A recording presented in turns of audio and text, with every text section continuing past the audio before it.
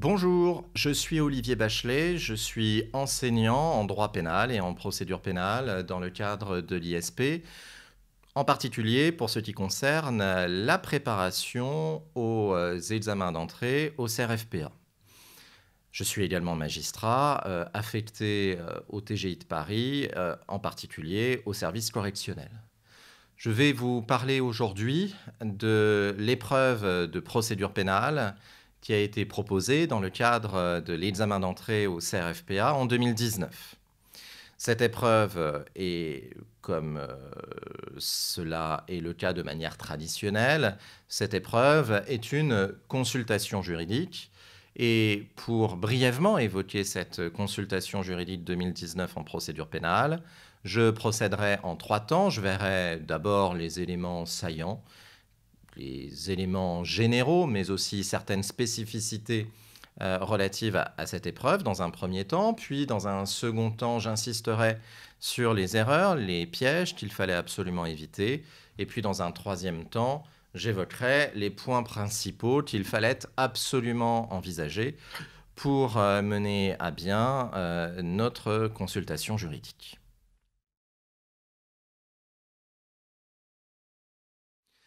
En premier lieu, s'agissant des généralités relatives à cette épreuve 2019 de procédure pénale pour ce qui concerne l'entrée au CRFPA, c'est une consultation juridique relativement classique, assez brève, si l'on compare par rapport à l'énoncé du sujet de procédure civile. Un sujet classique qui, comme 99% des sujets en procédure pénale, porte essentiellement sur la phase préparatoire de la procédure pénale.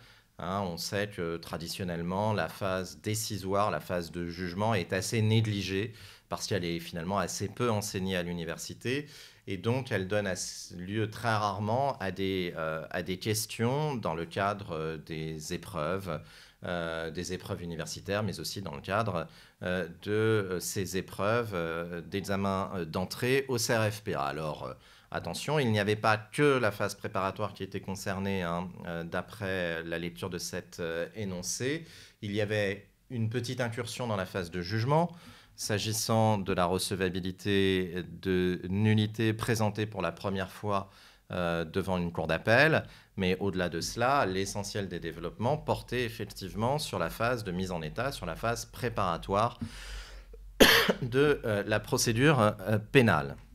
Ensuite, c'est un sujet qui, contrairement à ce que beaucoup d'entre vous redoutiez, c'est un sujet qui n'est pas véritablement en lien avec l'actualité brûlante que constitue la loi du 23 mars 2019 de réforme de la justice. Il n'y avait pas d'éléments à tirer de cette loi du 23 mars 2019. Peut-être, je l'évoquerai tout à l'heure, un bref élément relatif à la question de la prolongation de la garde à vue, mais au-delà de cela, la loi du 23 mars 2019 n'était absolument pas essentielle dans la résolution de cette consultation juridique. Donc ce n'est pas un sujet ancré dans l'actualité brûlante, mais c'est néanmoins un sujet qui est en lien avec une certaine actualité, même si elle n'est pas brûlante, cette actualité relative au champ d'application des nullités,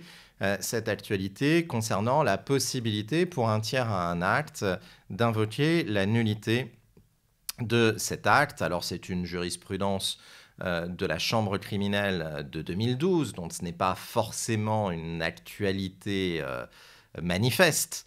Pour autant, au regard de la jurisprudence traditionnelle de la Cour de cassation jusqu'en 2012, on peut considérer que ces arrêts sont relativement récents et en cela, le sujet présente un certain lien avec une certaine actualité.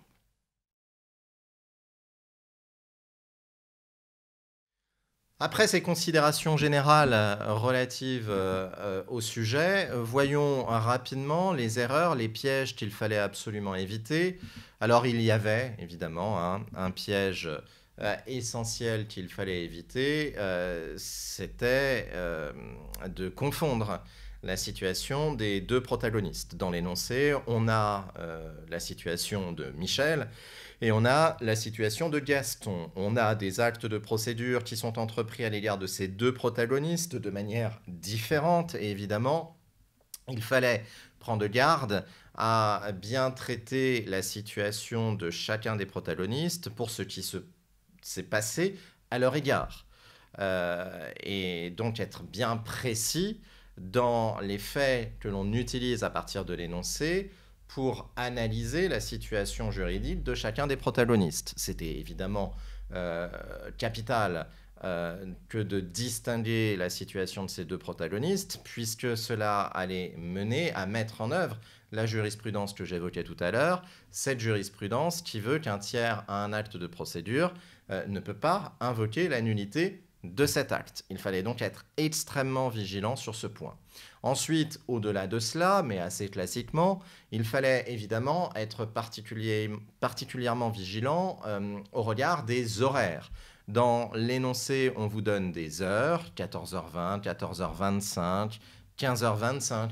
Évidemment, ce sont des horaires qui ne sont pas donnés de manière anodine, pour faire joli dans l'énoncé. Ce sont des horaires qui doivent vous amener à vous poser la question de la régularité des actes d'investigation entrepris.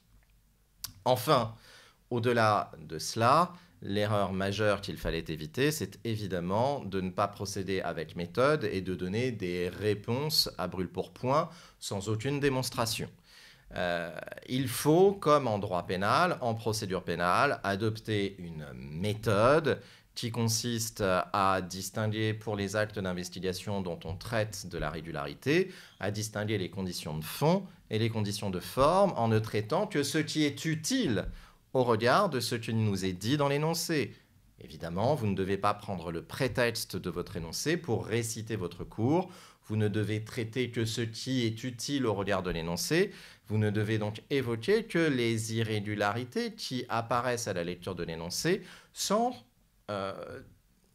inventer, sans ajouter à l'énoncé pour évoquer d'autres irrégularités qui ne sont absolument pas apparentes à la lecture du sujet.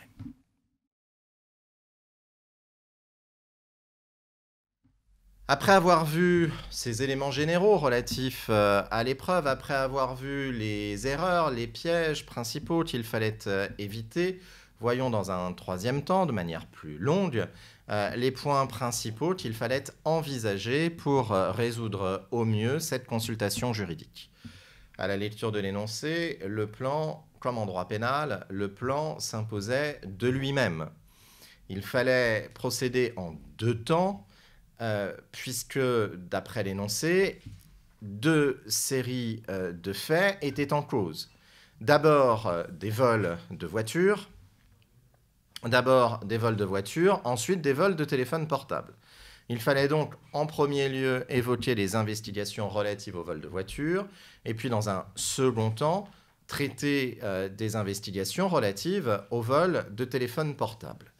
D'abord, pour ce qui concerne les investigations relatives au vol de voitures, comme d'habitude en procédure pénale, on se pose en tout premier lieu la question du cadre juridique des investigations.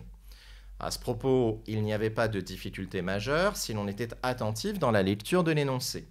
Dans l'énoncé, on vous indique que le vol de la voiture de luxe, qui détermine les gardes à vue à l'occasion desquelles on découvrira un autre vol, ce vol de voiture de luxe a été commis il y a 4 mois. Premier point important à relever, le vol a été commis il y a 4 mois, ce qui est démonstratif qu'évidemment on n'est pas en présence d'une infraction flagrante. Le vol est une infraction instantanée. S'il a été commis il y a 4 mois, on ne va pas retenir une situation de flagrance puisque, conformément à l'article 53 du Code de procédure pénale, la flagrance s'applique à l'infraction qui est en train de se commettre ou qui vient de se commettre. Donc la flagrance est à écarter. Et puis au-delà de cela, on voit dans l'énoncé l'allusion à l'intervention de magistrats du parquet. En particulier, au milieu du deuxième paragraphe, on vous indique que les enquêteurs préviendront un avocat si la mesure de garde à vue est prolongée sur autorisation du parquet. Ce qui démontre bien que l'on se situe non pas dans l'information judiciaire, parce que dans ces cas-là, la garde à vue elle est placée sous le contrôle du juge d'instruction et non pas du parquet. On se situe bien dans une enquête de police, puisque la garde à vue est placée sous la direction d'un magistrat du parquet. On est dans le cadre d'une enquête de police, et puisqu'il n'y a pas de flagrance, on est dans le cadre d'une enquête préliminaire. Premier point à voir pour ce qui concerne les investigations relatives au vol de voiture. Et puis ensuite, il fallait évidemment distinguer la régularité de la garde à vue de Gaston, puisque c'est le seul acte d'investigation entrepris à son égard, et la régularité des actes entrepris à l'égard de Michel. Après le cadre juridique des investigations, il fallait d'abord évoquer la régularité de la garde à vue à l'égard de Gaston, puis évoquer la régularité des actes entrepris à l'égard de Michel. S'agissant de la régularité de la garde à vue de Gaston, là, il y avait plusieurs indices permettant de considérer que cette garde à vue était irrégulière et nulle. D'abord, il est indiqué dans l'énoncé que Gaston est placé en garde à vue à 14h20 et qu'on lui notifie ses droits à 15h25, ce qui montre qu'il y a un hiatus de plus d'une heure entre le placement en garde à vue et la notification des droits, alors même que le législateur prévoit que cette notification doit intervenir immédiatement, dès le placement en garde à vue, afin de garantir l'effectivité des droits de la défense. Et on sait que la jurisprudence de la Cour de cassation est extrêmement sourcilleuse à ce propos. Tout retard injustifié de la notification des droits est une cause de nullité de la garde à vue.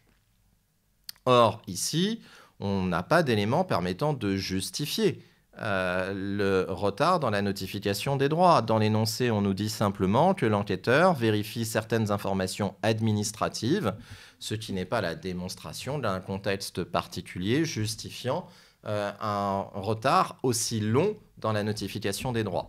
Et on sait également, vous l'aurez lu dans le polycopier de procédure pénale qui a été rédigé par mes soins dans le cadre de l'ISP, évidemment, la méconnaissance de cette obligation de notification immédiate est une cause de nullité assimilée à une nullité d'ordre public, sans qu'il soit nécessaire pour l'intéressé de démontrer l'existence d'un grief. Le grief est présumé. Donc il y a là un premier argument particulièrement fort en faveur de la nullité de la garde à vue entreprise à l'égard de Gaston.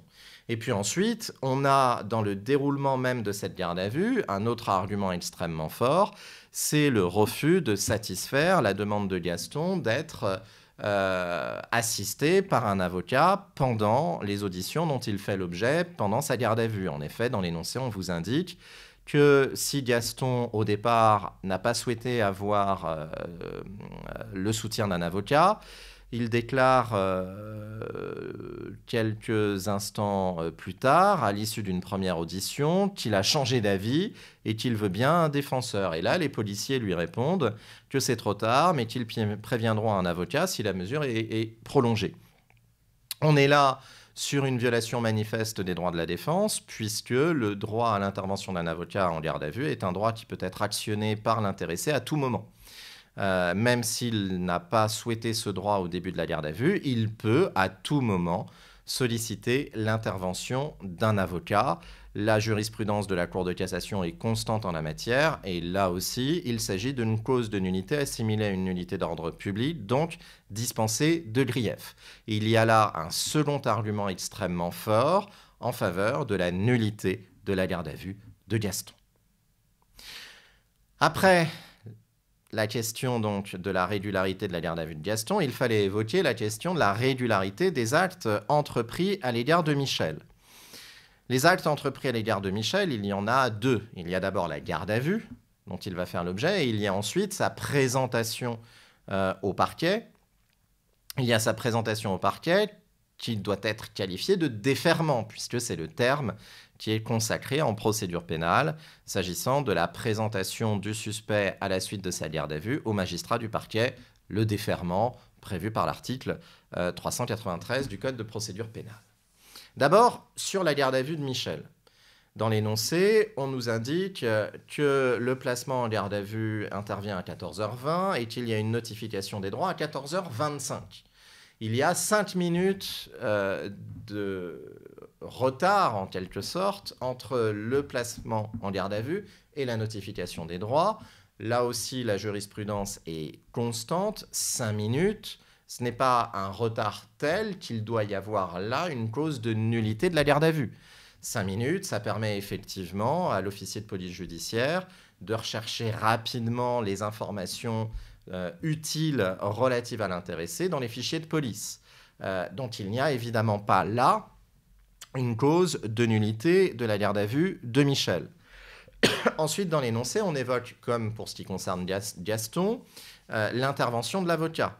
On nous dit que Michel, finalement, va pouvoir s'entretenir avec un avocat et il va pouvoir être assisté par un avocat, celui-ci intervenant 1 heure après que Michel ait réclamé l'intervention de l'avocat.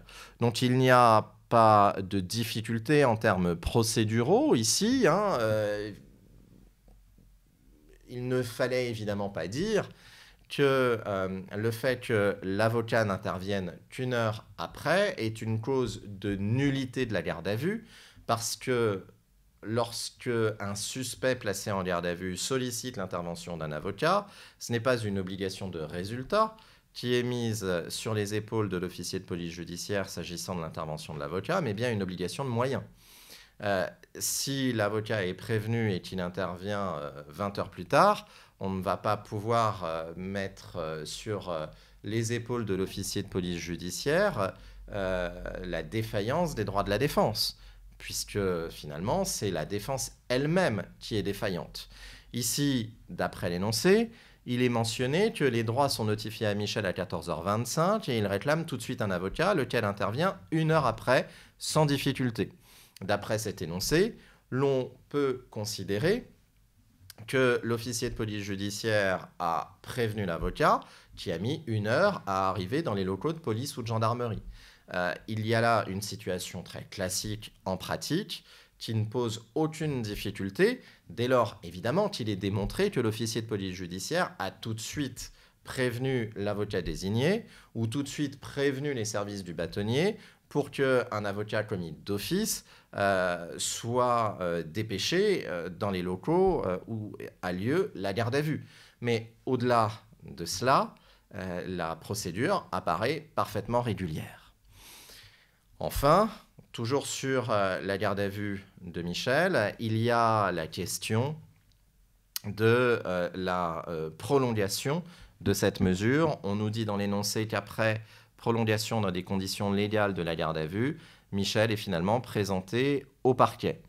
La question que l'on devait ici se poser était celle finalement de l'utilité du recours à une prolongation de la garde à vue, alors même que, d'après l'énoncé, Michel a déjà avoué sa culpabilité, a déjà avoué avoir volé le véhicule de luxe et la voiture de police retrouvée brûlée. Dans quelle mesure est-ce que l'on peut justifier finalement le recours à une prolongation de la garde à vue alors même qu'on a déjà des aveux ? Ce qui renvoie à la question des principes de nécessité et de proportionnalité qui gouvernent l'ensemble de la procédure pénale. Une garde à vue ne peut être décidée, ne peut être prolongée que si elle est nécessaire et proportionnée. Or là, s'il y a déjà des aveux, on a finalement les preuves de la culpabilité, ces aveux venant corroborer évidemment les indices objectifs qui sont présents dans la procédure. Sur ce point, vous deviez évoquer les dispositions de l'article 62-2 combinées avec l'article 63 du Code de procédure pénale, disposition qui prévoit que la mesure de garde à vue peut être décidée dès lors qu'elle est absolument nécessaire pour satisfaire un certain nombre d'objectifs et elle peut être prolongée pour les mêmes raisons. Et parmi ces objectifs, on trouve la présentation de l'intéressé à l'autorité judiciaire pour qu'il soit décidé des suites à donner à l'affaire. et ceci a d'ailleurs été précisé par la loi du 23 mars 2019 dans l'article 62 du Code de procédure pénale qui prévoit que la prolongation est parfaitement possible dans l'objectif de présenter l'intéressé au magistrat du parquet afin que celui-ci lui notifie les suites qu'il entend donner au dossier. Ici, on est exactement dans cette situation-là. D'après la lecture de l'énoncé, il apparaît donc que la prolongation de la garde à vue de Michel est régulière. Enfin, toujours sur la régularité des actes entrepris à l'égard de Michel, après la garde à vue, il faut évoquer la question du déferment de Michel. Dans l'énoncé, il vous est indiqué que Michel est déféré devant le procureur de la République à 17h et le représentant du parquet décide de le poursuivre en jugement pour les 2 vols de véhicules. Alors là, il y avait un petit piège qui, évidemment, a été évité par les étudiants chevronnés, qui sont des parfaits connaisseurs de la procédure pénale. Il y avait une terminologie qui pouvait vous laisser penser que l'on était en présence d'une atteinte à la saisine in rem. Mais ce n'était absolument pas le cas. Ce n'était absolument pas le cas parce que cette expression saisine in rem, qui désigne la saisine d'une juridiction seulement sur les faits dont elle est saisie, cette expression saisine in rem ne s'applique qu'au juge d'instruction dans la phase préparatoire de la procédure pénale. Seul le juge d'instruction est une juridiction et donc seul le juge d'instruction est lié par la saisine in rem. Dans le cadre d'une enquête, le procureur n'est pas un juge, le procureur n'est pas une juridiction. Et donc, dans le cadre d'une enquête, si les investigations permettent la révélation d'autres faits que ceux qui font l'objet de l'enquête, évidemment, il est parfaitement loisible au procureur de la République de se saisir de ces faits, de procéder à des investigations sur ces nouveaux faits et de décider d'exercer l'action publique sur ces nouveaux faits. Il ne fallait donc absolument pas raisonner ici au regard de la saisine in rem, qui n'est pas applicable puisqu'on est dans le cadre d'une enquête de police, donc cette procédure de déferment et la notification des faits au bout du compte reprochés à Michel, tous ces éléments-là sont parfaitement réguliers. Pour finir, évidemment, il fallait se poser la question, au bout du compte, des moyens d'action de Michel, puisque c'est la question qui vous est posée à la toute fin de la consultation juridique. Michel vous consulte sur la régularité des actes et surtout sur les moyens de défense dont il dispose devant les juridictions pénales. Donc, pour finir sur les investigations relatives au vol de voiture, il fallait évoquer les moyens d'action de Michel. D'abord, se poser la question de savoir, est-ce que Michel peut invoquer l'irrégularité ou les irrégularités de la garde à vue de Gaston? On vient de le voir, il ne peut pas invoquer une quelconque irrégularité s'agissant des actes d'investigation dont il a fait l'objet lui-même. Mais peut-il invoquer l'irrégularité, les irrégularités qu'on a soulignées s'agissant de la garde à vue de Gaston, ce qui pourrait lui être particulièrement utile, puisque c'est Gaston qui, dans le cadre de sa garde à vue, va impliquer Michel. C'est Gaston qui, dans le cadre de sa garde à vue, va effectivement expliquer aux enquêteurs que Michel est bien l'auteur du vol de voiture, c'est indiqué dans l'énoncé, et par ailleurs, Gaston, dans sa garde à vue, va même dire que Michel a volé la voiture d'un fonctionnaire de police qui sera retrouvée plus tard brûlée. Donc, évidemment, Michel a un intérêt à invoquer la nullité de la garde à vue de Gaston parce que c'est à partir de cette garde à vue que Michel va être mis en cause.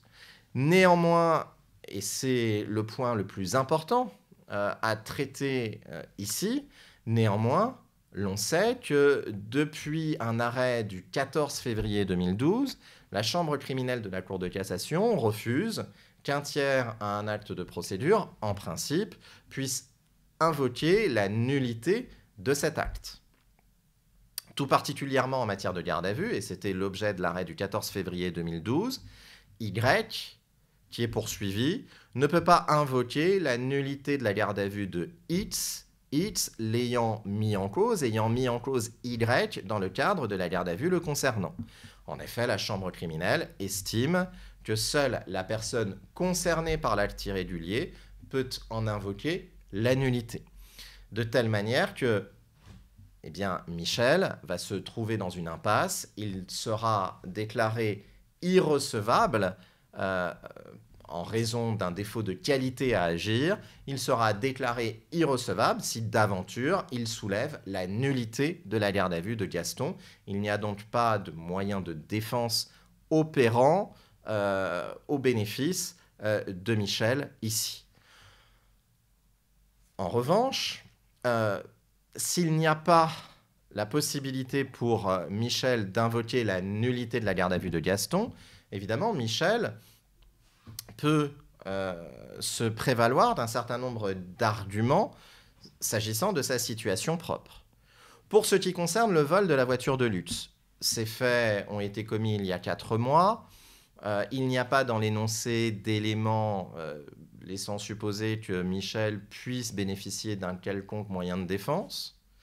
En revanche, d'après l'énoncé, il y a des éléments concernant les faits relatifs au vol de la voiture de police, au vol de la voiture du fonctionnaire de police qui a finalement été retrouvé brûlé.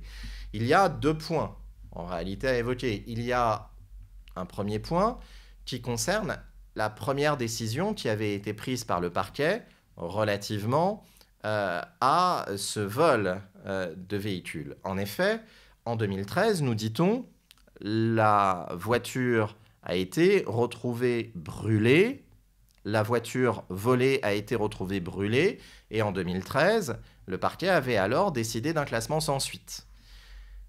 L'on pourrait alors estimer que les poursuites aujourd'hui engagées violent la règle non bis in idem. À partir du moment où il y a une décision de mise hors de cause de Michel s'agissant de ce vol commis en 2013, il ne peut pas y avoir des poursuites en 2019.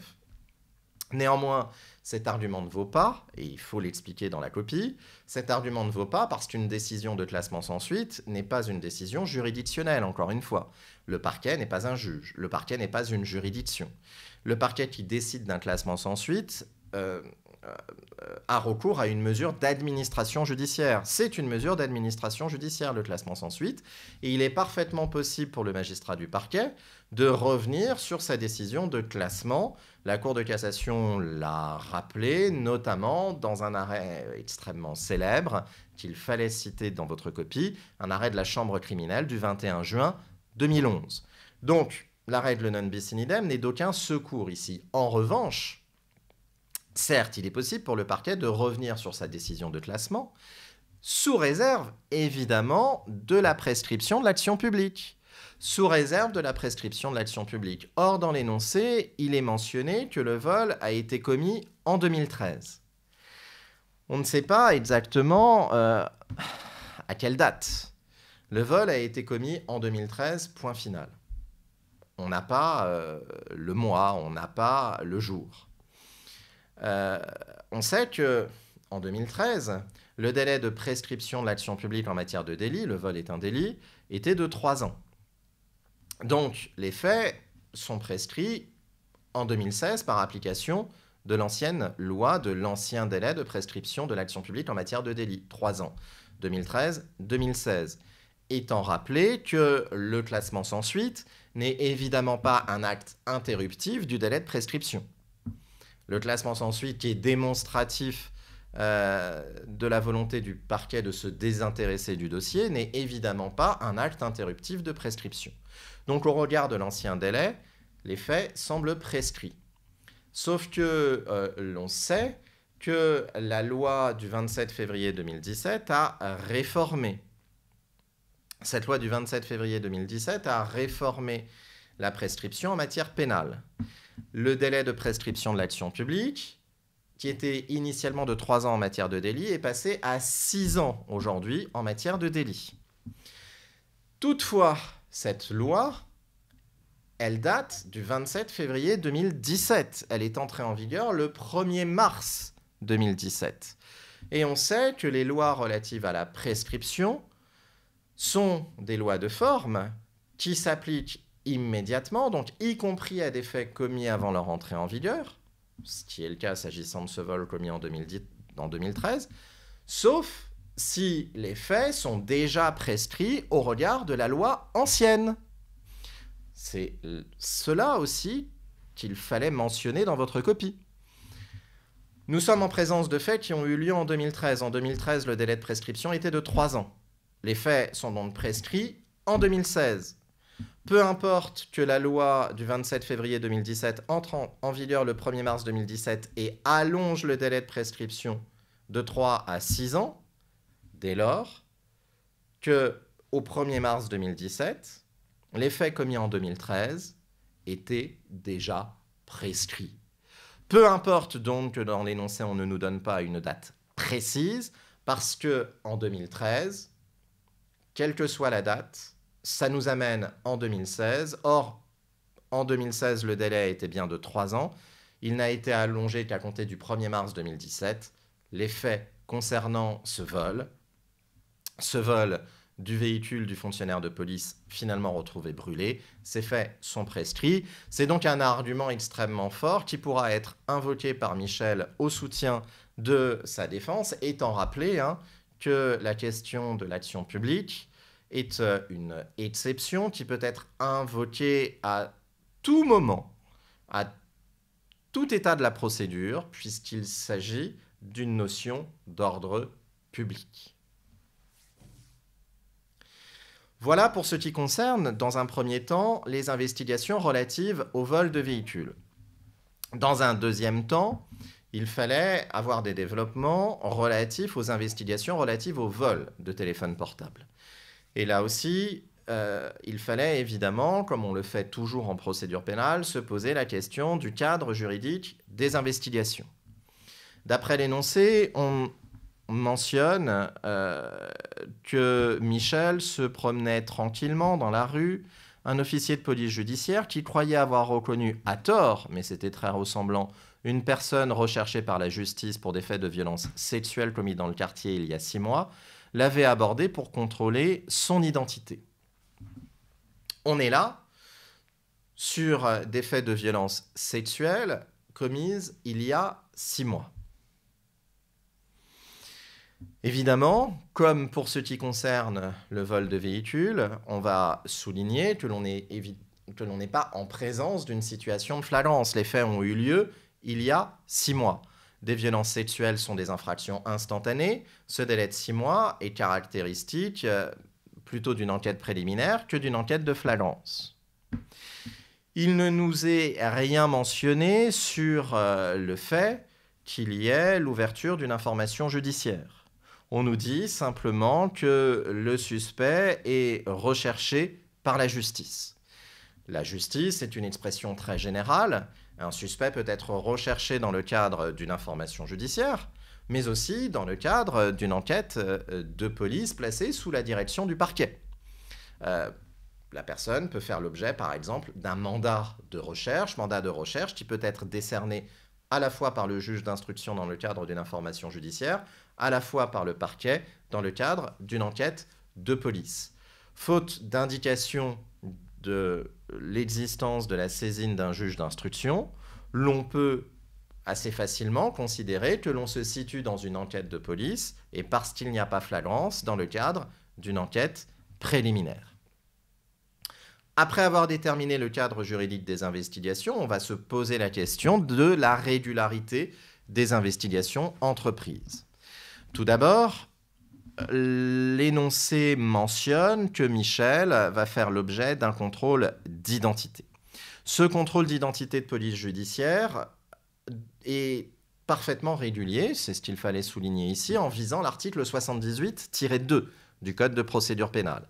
L'article 78-2 du Code de procédure pénale qui prévoit la possibilité pour les enquêteurs de contrôler l'identité de toute personne à l'égard de laquelle existe une ou plusieurs raisons plausibles de soupçonner qu'elle fait l'objet de recherches ordonnées par une autorité judiciaire. Toute personne faisant l'objet de recherches ordonnées par une autorité judiciaire. C'est le cas ici. Cela correspond très exactement à la situation évoquée dans l'énoncé. Alors certes, Michel n'est pas cette personne recherché par l'autorité judiciaire, mais l'énoncé nous indique que c'est très ressemblant, que Michel est manifestement est une personne très ressemblante de la personne véritablement recherchée. Et on sait qu'en procédure pénale, la théorie de l'apparence permet de justifier un acte de procédure. Ici, donc, l'on doit considérer que le contrôle d'identité qui est un contrôle d'identité de police judiciaire, est parfaitement régulier. Mais l'enquêteur va plus loin. L'enquêteur décide, en effet, au-delà du contrôle de l'identité, décide de fouiller la sacoche. Et l'énoncé mentionne que si Michel a accepté de montrer sa carte d'identité, il a refusé d'ouvrir sa sacoche, et pourtant le policier l'a ouverte de force, et y a découvert 5 téléphones appartenant à des tiers. La question devait alors rebondir sur celle de la régularité de cette fouille de la sacoche. Alors, en la matière, il faut, de manière très traditionnelle en procédure pénale, se poser la question de l'existence d'une fouille de police judiciaire ou de l'existence d'une fouille de police administrative. La fouille de police judiciaire, c'est celle qui va être entreprise à l'égard d'une personne qui est auteur d'un crime ou d'un délit flagrant. L'identification de l'auteur d'un crime ou d'un délit flagrant va permettre le contrôle de son identité, mais aussi, lorsque c'est nécessaire et proportionné, une palpation de sécurité et la fouille de ses vêtements et éventuellement des sacs, des bagages que cette personne transporte. D'après l'énoncé, il n'y a pas d'éléments laissant supposer l'existence d'une infraction flagrante commise par Michel. On nous dit très clairement que Michel n'est pas la personne recherchée. Le recours à la coercition pour fouiller la sacoche de Michel n'est absolument pas justifié. Il faut donc rebondir sur les fouilles dites de police administrative, même si elles sont prévues par le Code de procédure pénale, ces fouilles qui sont entreprises sur le fondement d'un risque de trouble à l'ordre public.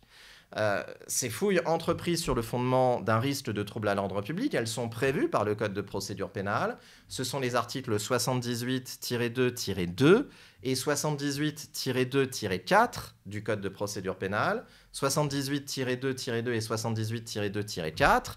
Ces fouilles sont possibles soit sur réquisition du parquet, lorsque effectivement il y a un risque de commission d'un certain nombre d'infractions, ou bien ces fouilles peuvent être décidées d'office par l'enquêteur lorsque, à l'endroit et au moment où a lieu la fouille, il existe véritablement un risque de trouble à l'ordre public, un risque de commission d'un certain nombre d'infractions. Or, l'énoncé ne permet absolument pas de considérer que l'on se situe dans une telle hypothèse. Il n'y a pas d'éléments dans l'énoncé permettant de supposer d'abord qu'il y ait eu des réquisitions du parquet permettant à l'officier de police judiciaire d'avoir recours à des fouilles de bagages à l'endroit donné, au moment donné. Ensuite, il n'y a pas d'éléments non plus permettant de considérer qu'il y a un risque de trouble à l'ordre public ou un risque de commission d'un certain nombre d'infractions, notamment des infractions de terrorisme, là où se trouve Michel et à l'endroit où il se trouve. Cette fouille de la sacoche est donc à cet égard irrégulière parce qu'elle n'est absolument pas autorisée par la loi, ce qui a pour conséquence de rendre irrégulière la découverte des téléphones portables.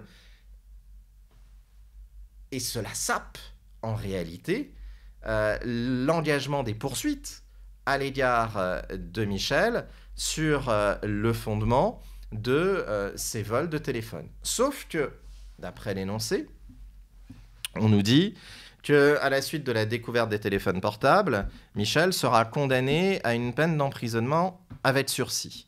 Il avait choisi de se défendre seul en première instance, mais il a interjeté appel dans les délais légaux parce qu'il pensait finalement que la procédure qui avait été suivie n'était pas légale. La décision en appel doit intervenir dans plusieurs semaines, nous dit l'énoncé. Donc en réalité, il fallait certes mentionner que la fouille de la sacoche était irrégulière, mais que cette irrégularité ne pouvait plus être invoquée par Michel. En effet, toute nullité de procédure ne peut être soulevée devant la juridiction répressive de jugement, lorsque celle-ci a été saisie directement, sans recours à une information judiciaire. Toute nullité de la procédure d'enquête doit être invoquée devant la juridiction de jugement in limine litis. C'est-à-dire avant que les débats au fond ne débutent. C'est ce que signifie cette expression latine in limine litis, avant le début des débats au fond. La nullité doit être invoquée, en d'autres termes, au moment où le président du tribunal correctionnel, on est en présence d'un vol, au moment où le président du tribunal correctionnel fait l'interrogatoire du prévenu relatif à son état civil et lit la prévention. Après, c'est trop tard. Après, il y a purge des nullités qui ont pu intervenir dans le cadre des investigations, dans le cadre de l'enquête de police. Or, dans l'énoncé, on nous dit que Michel a été condamné. Il a été condamné et manifestement, il n'a pas invoqué cette nullité en première instance, puisqu'on nous dit qu'au bout du compte, il pense que la procédure est viciée et qu'il interjette donc appel. Il fallait donc ici souligner que l'irrégularité de la sacoche, qui existe, ne sera au bout du compte pas sanctionnée par la nullité, parce que faute de l'avoir invoqué in limine litis devant le tribunal correctionnel, Michel ne peut pas l'invoquer devant une cour d'appel, et ce même in limine litis, parce que devant une cour d'appel, on ne peut pas invoquer pour la première fois une nullité, conformément à la jurisprudence de la Chambre criminelle de la Cour de cassation, notamment un arrêt du 22 février 2012. Voilà pour ces brefs éléments de résolution de la consultation juridique de procédure pénale qui vous a été proposée dans le cadre de l'examen d'entrée au CRFPA. J'espère que ces éléments brefs vous auront été utiles, évidemment, dans le cadre de la préparation qu'organise l'ISP. Les annales sont intégralement traitées, donc les annales 2019, mais aussi les autres annales, 2018, 2017, sont intégralement traitées, que ce soit en droit pénal et en procédure pénale, et l'on entre dans le détail de la méthode de la résolution de chacune des questions posées. Il s'agissait, dans le cadre de cette vidéo, de vous donner une première vue sur l'épreuve. J'espère encore une fois que ceci vous aura été utile. Je vous souhaite bon courage et peut-être, je vous dis peut-être, à bientôt.